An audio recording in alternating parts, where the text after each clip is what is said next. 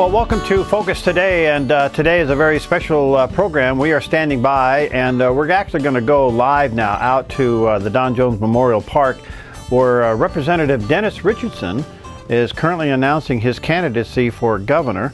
Our own Steve Johnson is out there this morning and covering the event. And I think we can probably pick up some of Dennis's speech now as we'll go out there live and hear what he has to say. There's talk about a 10-year plan, but it's merely words. The real way you know if there is a plan, and has been a plan, is by the results. Leadership is not defined by good speeches. Leadership is defined by outcomes, by results. So I look back and say, okay, so where have we been the last few years? I mean, it's amazing. You look at our economy. Since Governor Kitzhaber first was the governor, we became, our unemployment rate exceeded the national average. And it's continued ever since, that we have more people unemployed as a percentage of our population than the national average. It didn't used to be that way. I mean, my friend Dave Daughter, when he first went into the military, I mean, he was a 30-year veteran, and he retired as a colonel in the Marine Corps. But when he left Eugene, after having grown up there, he said that Oregon was thriving, that the income for Oregon workers was 110% of the national average. And then after serving and coming back, he finds that Oregon's 90% of the national average. I mean, so what is this, a slow race to the bottom? So we cannot continue to think that we're going to get a vibrant economy if we don't change the way that we look towards small business, innovation, and innovators. Look at our education system. It used to be an example for the country. And now a third of our high school seniors don't graduate with their classmates. Think of that. It's 2013, and a third of our high school students don't graduate from high school. And so who are they going to be working for in 10 years? The Asians? I mean, as you know, I've been to China many times. And when I go over there, I'm taking Oregon businesses to China to try and further our exports. I mean, we buy products from Walmart, so we send our money to China, and they want to buy American goods, so it doesn't make sense that they should buy from Oregon. And so we take businesses over there that want to export our services and products, and they want to buy them. And while we're there, we visit schools, and we see students that want what America has. Their goal, their example is what America has. And so they study long hours. They go to school 6 days a week. The studies on global education show that the top 3 public education systems in the world are in Shanghai for reading, Shanghai for science, and Shanghai for math. And where's Oregon? We're 42nd by one estimate in the nation, in America, and 46th. We're in a race toward the bottom. And where's America in the global education system? It's behind Bulgaria in math and science. This cannot be tolerated. This is not the America that we believe in. And so now we look at, what does Oregon have to offer? Well, we have natural resources and human resources. So how's that been working for us? We've accepted this system where you just ignore the forest and wait for the next lightning strike to take place that will ignite the timber and the tinder that's on the base of our forest, and it sets these fires that they consume hundreds and thousands of acres. I mean, we in Southern Oregon remember the Biscuit Fire, 500,000 acres, and it burned for 6 months. And people talk to us about carbon footprint. What we need is a management of our resources that promotes healthy forests and healthy communities in those rural counties where the forest exists. We haven't been getting that in the past. But we can learn, and we can be taught, and we can take what we've learned in the past and make changes. I mean, my dad, he's been dead now for 20-some years, but he was a hard-working carpenter, contractor, union man, and he didn't mince words. some of his words were a little colorful, but I remember his attitude was, if you find yourself digging a hole in the wrong place, stop digging.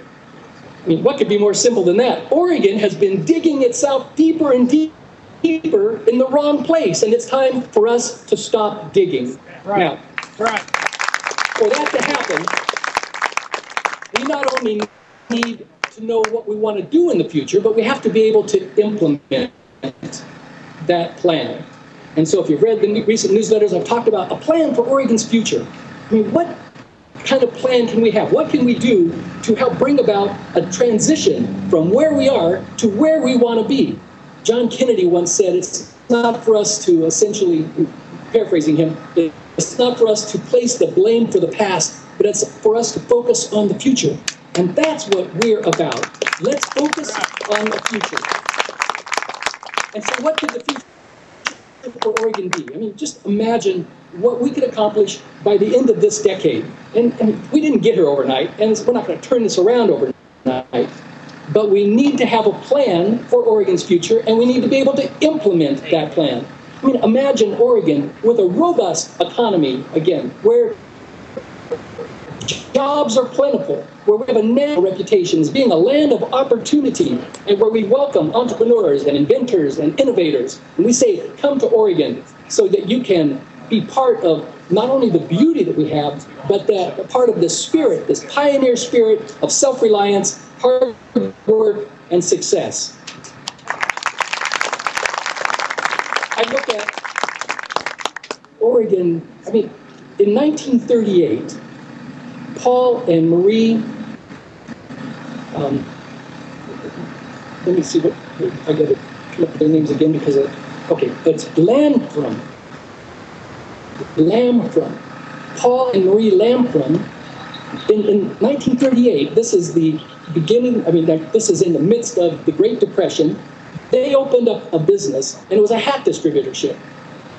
Okay, and this is up in northern part of our state, and this became Columbia Sportswear. And they transitioned that business down to their daughter, Bert Boyle, who's now in her 80s, and she now has, as the head of that company, her son, Tim Boyle. And so Columbia Sportswear didn't just happen, it happened because two people in hard times were willing to take a chance to step out and to build something that was worth handing to their daughter and to her son. We can do that again. What's really interesting is in 1938, while the Lamfroms were starting Columbia Sportswear, there was a new baby born. His name was Philip Hampson Knight. Now, known as Phil Knight. He went to Cleveland High School up in Portland, just a student, you know, he's just like anyone else, except that he took his studies seriously, went on to college. Where do you think he went? University of Oregon. He was Go Ducks, and he's put his money where his alumni is. Anyway, so yeah, Phil Knight, who grew up and became a CPA, had a vision. He ran with Bill Bowerman, who was actually a Medford coach, who became the track coach up at U of O. And he decided, Phil did that, he wanted to start something. And so he found out about some shoes that were being manufactured over in Japan, and finally got some of those shoes and then sent them down to Bowerman. And Bill said, we can do better than this. We can do this. And so they, on a handshake, set up their partnership. And as a result of that, and at first, he was selling shoes that he was manufacturing from the trunk of his car. And now, with over $15 billion in his personal worth, we have Nike as a standard of what can be done in Oregon. Whether it's Columbia Sportswear, whether it's Nike, we have within our midst the next Phil Knight. We have in high school or in college right now the next Gert, but who are they? And will they be able to have the inspiration and the opportunity to create such a legacy that also creates economic prosperity for thousands of Oregon workers? It can be done. But it must be done, and it requires a change. We can fix curves without violating the contract that we have with our retirees. We have the opportunity to make changes, but it's not going to happen unless we make it happen, and we need to do that together. It's going to require each of us to be in. I mean, it's about each of us doing something together. Together, we have the ability to develop a comprehensive strategic plan for Oregon. Together, we can correct Oregon's course and recognize and realize its potential, not just as a state, but among our citizens and our youth. Together, we can create a lasting legacy for our young adults, for our children, for our grandchildren. These are not mere promises, this idea of imagine what's best for Oregon. These goals can be realized. In fact, it's imperative that we make them be realized. The future of our state, and by our example, the future of our nation, I believe, depends on what we do in the next few years. I believe that Oregon is at a crossroads. We have 16 months between now and November of 2014. During this 16 months, we need to get the message out, all of us. This is not about Republicans versus Democrats. This is about what works for Oregon and what doesn't work for Oregon. This is about what's right and stop doing what's wrong. It's going to be a movement where each one of us talk to our neighbors, talk to our friends, and say, you know what, Oregon's worth saving. We don't like the course we're on, and so we're going to have a course correction. And to do that doesn't just take a plan, it takes the ability to implement the plan. And that is where we come with the signs that you've been handed today. I'm declaring today that not only do I want to work with the citizens to develop a plan that is of the people, by the people, I mean by us, and for us, but that we need to be able to implement that plan, and that's going to require a new governor and effective leadership. I would like to join you in being the governor so that I can help lead us toward this new plan for Oregon's future. Will you help me? Okay.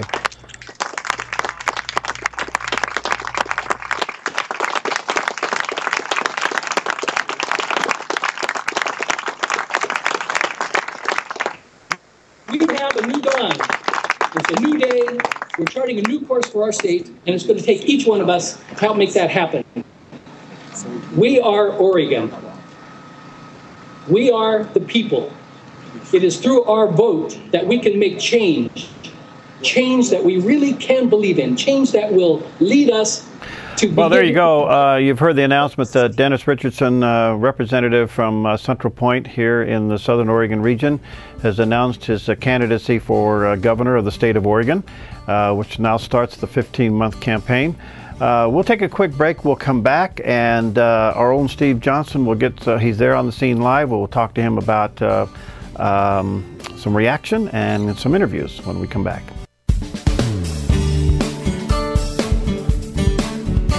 Well, this morning's been a fairly significant morning here in Southern Oregon, as our own Southern Oregon Representative Dennis Richardson has announced his candidacy for governor of the state of Oregon in 2014, which now starts about a 15-month campaign. Our own Steve Johnson's been live on the scene there at the Don Jones Memorial Park covering this event.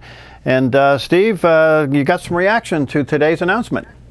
Yeah, that's right. Well, this kind of all took us by surprise. We got a very recent update that, in fact, this event was going to take place. And, of course, this is a place that Dennis is familiar with because he actually helped to establish the War Memorial Park. And we're actually in the parking lot of the park right now. And he invited a lot of supporters to come and be a part of this whole event. And we've got Art with us, right? Yes. Art is, what do you do here in Medford as far as a job? I'm a contractor. A contractor. You're a supporter, obviously, of Dennis. What is it that you think would cause him to be a good governor? Well, I think he's a man of integrity. He's not beholden to any special interest group. He understands the free enterprise system and liberty. Like he said, you know, the foundations of the pioneer spirit. I think all these things play well for Dennis as governor. He worked very hard in the split session a year ago to bring together the Democrats and the Republicans to cut the budget and to still maintain funding for schools and other things. So I just think if anybody from the conservative side has a chance, it would be Dennis. I know that, with the gridlock, and you obviously are up on some of these big topics, with the gridlock that we've seen in Salem, do you think that he can help bridge that? Do you think he brings those qualities? Oh, I do.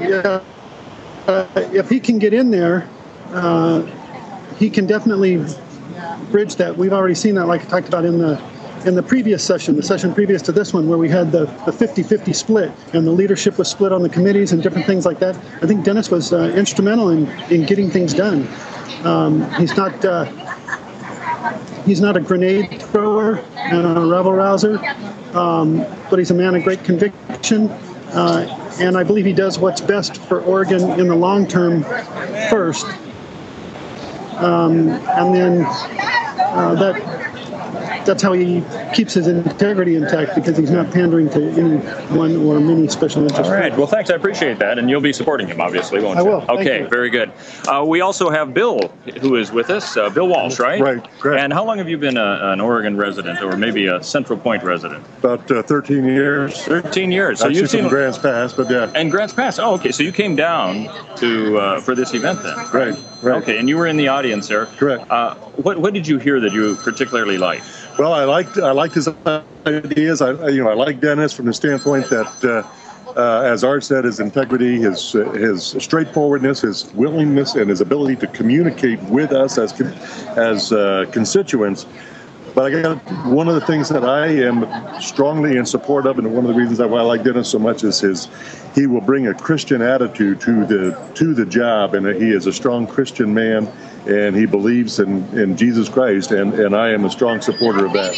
And you're from Grants Pass, so right. you couldn't have voted for him necessarily right. in all the elections, right? Right. But you've definitely got he's got your vote for this coming. Oh, absolutely, right? yeah. Let me just ask you, as you look on the political front of all of this, he's going to be up against some potential formidable obstacles, especially coming from the South and not Portland, where most of the votes are.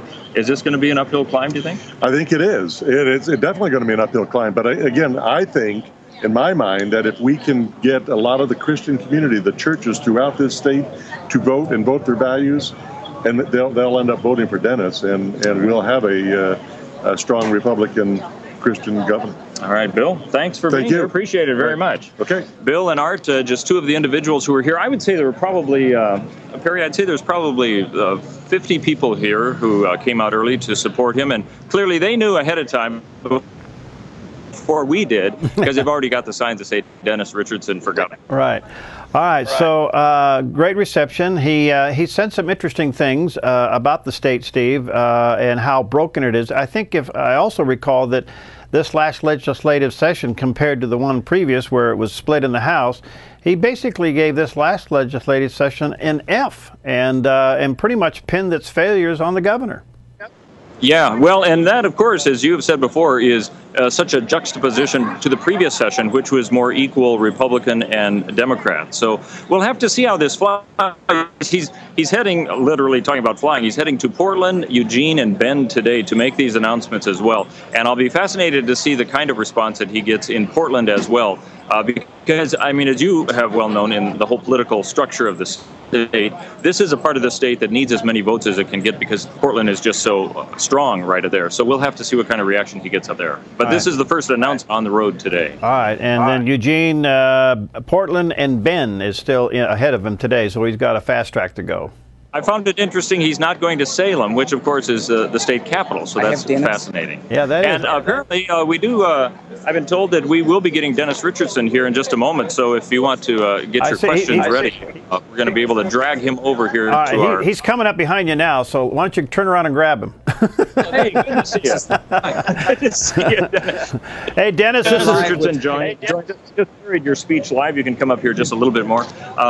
You talked a lot about the dysfunction of Salem and politics in general, and obviously you think that it can be fixed. Is this a big uphill climb, do you think, no matter who becomes governor, to try to fix what's there? Oh, absolutely. This is going to be a huge challenge, but Oregon is worth it. I mean, for the last 25 years, we've had a philosophy in power, which is tax and spend, make promises you can't afford to keep, but just keep kicking the can down the road because you don't have to pay as long as it's a future legislature that has to deal with the problem.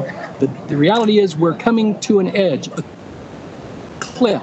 Right now we're talking about expanding Medicaid, and yet the Oregon Health Authority says we have a $1 billion hole in 2015 with no idea where that money is going to come from to fill it, and it's going to be $1.5 billion in 2017. We cannot continue to make promises we can't afford to keep. We need to care for our most vulnerable. We need to have more taxpayers by expanding our economy and making Oregon, again, a land of opportunity, of prosperity, a land that the pilgrims, that the pioneers built. Okay, and we can rely on you to give us the first interview when you're in office. Is that right? You will be at the top of my list. Okay. Thanks very much. No constituency, no viewership that I care more about than Cato. You see, he's in full political mode, and that's great. Thank you, Dennis. Appreciate it very much. Thanks for letting us know about that. Oh, Dennis, there is a question Perry has for you real quick. Thank you. Perry has a quick question for you, and you can actually hear him asking it. Go ahead, Perry. Hey, Dennis, first of all, congratulations, my friend. Thank you. Best to you. And obviously, it's pedal to the metal for the next 15 months, and our prayers and thoughts will go with you. But the biggest thing then ahead of us, how are you going to get some more jobs in the state of Oregon? We're going to expand the way that we approach the state of Oregon. Instead of building barriers that cause investors to go elsewhere, that make it difficult to be an inventor or an entrepreneur, we're going to work to remove those barriers and make Oregon a welcoming state. If we want another Nike or Columbia Sportswear, then we need to make sure that we have an opportunity to welcome those that can come with ideas and want to build businesses here in Oregon. I know you're on the fast track. You got a lot of cities to see today. Best to you, and let's talk again soon. Thank you. Take care. Bye, everyone. All right. Thank you. All right. All right. Thank you, Steve. All right. We'll be right back.